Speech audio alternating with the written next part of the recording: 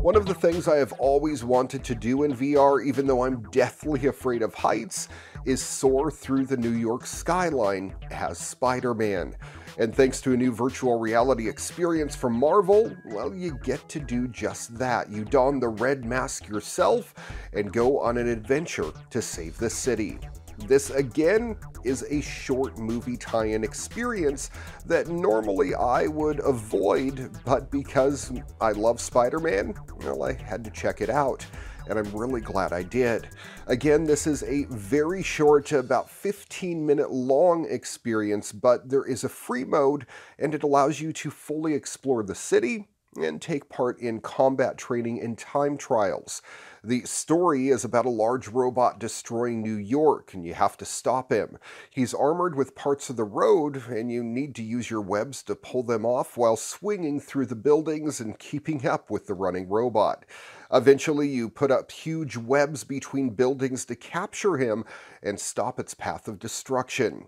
This is not the Spidey game we deserve, but it is a nice little look at what could be possible with a true Spider-Man game. Again, I have a renewed sense of optimism that an actual Spider-Man game could head our direction. We already know that an Iron Man one is on the way. With the massive catalog controlled by Marvel, we could have an amazing future of feeling like superheroes. After you play the story, go into free mode and have some fun destroying robots in a number of combat simulations, and then test your web-slinging ability with the time trials. It's free. Okay, the graphics aren't the best, and there are some unnatural movements with Spider-Man, but it's the best we've had so far. I'm looking forward to what's coming next, and I'm glad to know that Marvel is committed to the VR community. Spider-Man Far From Home, the virtual reality experience, is available right now on all platforms and gets 3 out of 5 stars here on your weekly tech update. And finally, I want to end the show today on another VR experience that you can get for free. However, this is anything but an official release. A research student by the name of Dylan Stout created this game that he called Project Stardust, and it's a recreation of the Death Star battle. It gives you control of an X-Wing and lets you fly down the trench and shoot through the exhaust port at the end that's no bigger than 2 meters. And you know, I used to bullseye womp rats in my T-16 back home. They're not much bigger than 2 meters. You can check out the full explainer on Reddit, but Dylan was studying the effects of VR sickness and created the game to help.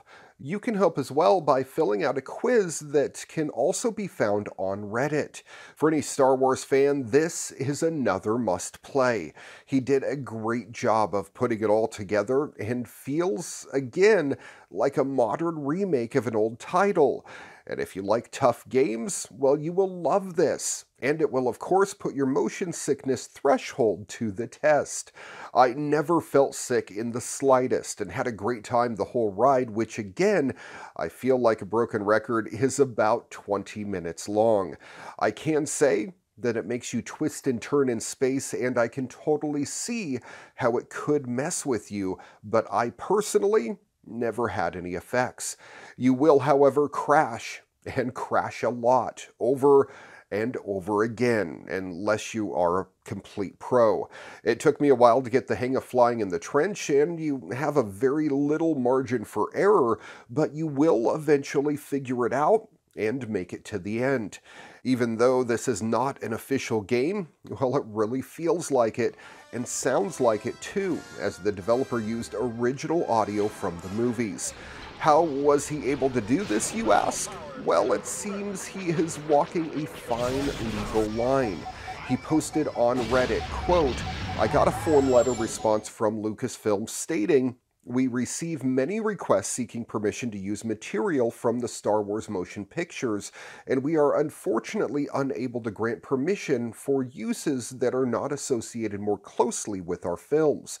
And therefore, please take care not to make any commercial use of our properties. He continued saying, "I'm going to assume that commercial means for profit, and that a fan-made free-to-play game that has no intention to monetize is not violating their directive. That being said, here are the droids you're looking for, until I get taken down." If you want to check it out for yourself and you have an Oculus or a Vive, just search Reddit for Project Stardust XWing VR. This is not even an official game, so I'm not going to give it a rating, but I will say you have to play it. It's free, and it's what every Star Wars fan has been waiting for. A huge thank you to Dylan and all of the people who developed the props and skins that he used in this project.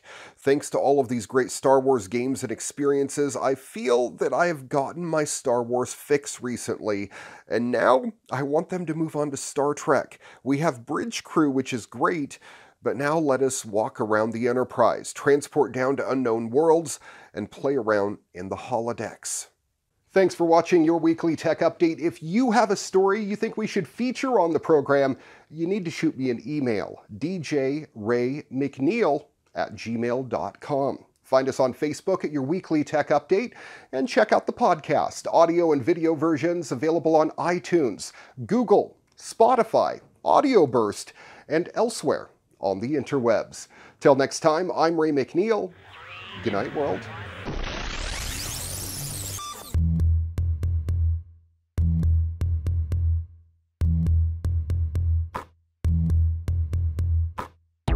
Your Weekly Tech Update brought to you by Holiday Home Care, Phillip Island, Victoria, Australia. It's your turn to relax.